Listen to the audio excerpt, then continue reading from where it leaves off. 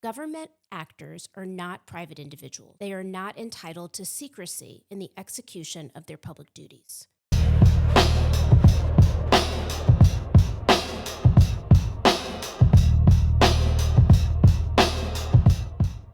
Hi, I'm Lauren Johnson Norris, and I'm a criminal defense attorney. The First Amendment, the same amendment that protects our right to speak, does not apply to the government. It applies against the government. We live in a country where the balance of power rests on a simple but profound idea.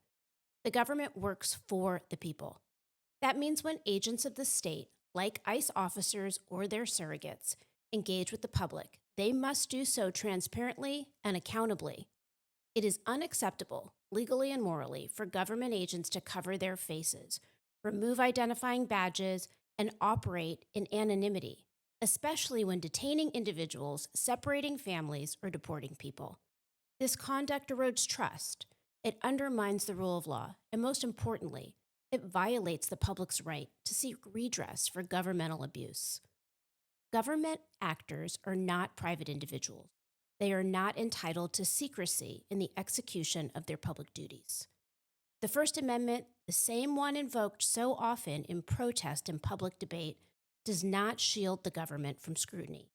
Only the people have First Amendment rights. The government has none. It is bound by those rights, not protected by them.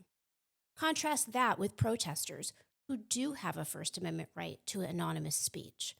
When people protest, especially on matters like immigration, policing, and incarceration, they may face threats, retaliation, or job consequences.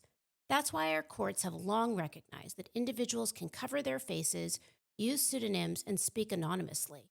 That's not just protected, it's essential to the survival of democratic dissent.